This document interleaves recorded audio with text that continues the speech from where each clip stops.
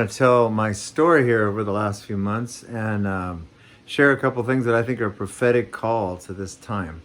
So last fall, I painted this picture for an art course that I was doing, but the Lord just told me that it related to His heart roaring at this point over the whole earth and the universe.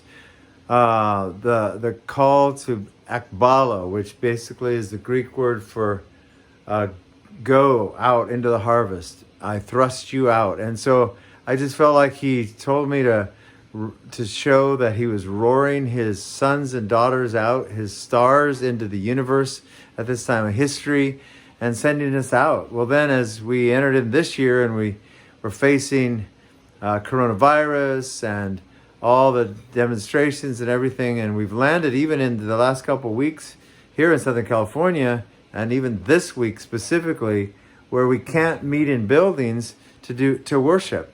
And there's been a call and a resistance from our governor to singing and worshiping and also meeting in buildings, and there's all kinds of reasons for it, but I'm not going into that. But I felt like increasingly over the last months, we and others have felt like the Lord is saying, go home and go to the harvest. Go home and go to the harvest, as we're stirred out and we're sent out, almost forced out of our normal gathering places.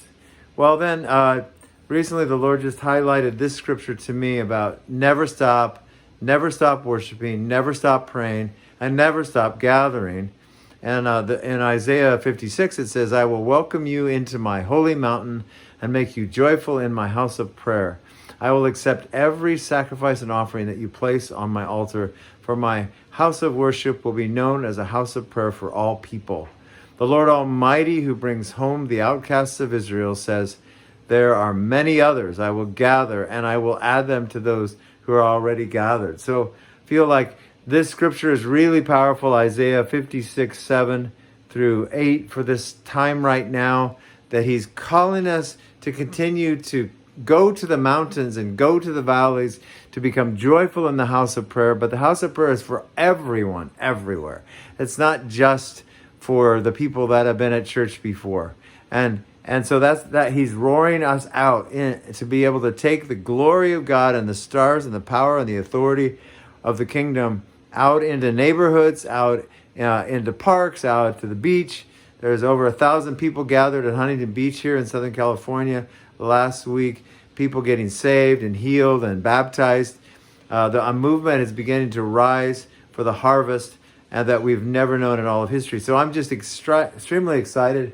I just turned 70, and someone gave me. I'm just gonna turn. Oh, maybe I can't turn it around. So you're going to have to read this backwards.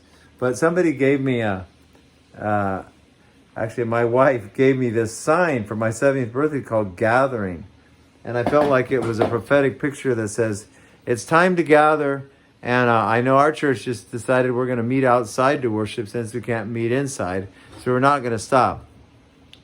So I just want to put out a call and encouragement to you. Find places to gather. Find places to gather outside. Yes, we want to be continuing to honor authority where authority is correct. We also want to be careful about the seriousness of the disease. But on the other hand, I believe the Lord has made it very clear that we're never to stop worshiping, we're never to stop gathering, and we're never to stop praying and speaking the good news of the gospel. And so I'll just end with this one other thing. He spoke to some of us and said we're supposed to go to all the mountaintops and then to the valleys, to the mountaintops and the valleys, and worship, pray, and release the kingdom in those places. So there's a group of us that are going to go to the top of kind of the high point and all the 10 cities in our little valley, Saddleback Valley here in Southern California. And we're going to worship and pray and declare and release the kingdom and open the heavens and release the angels into the cities. And then we're going to go to low places, people where there's crisis. Just the other day, a circle of us went to the home of one of our friends who had COVID, and we just worshiped and prayed in the parking lot. And as we did, actually, the Lord had gathered another young girl that was just driving by and said, I want to worship and pray with you. So I think now is the time for people to get saved, for sheep to be gathered, and for us to fearlessly and unashamedly proclaim the good news of the gospel and just exalt the Lord on the earth and release heaven to earth.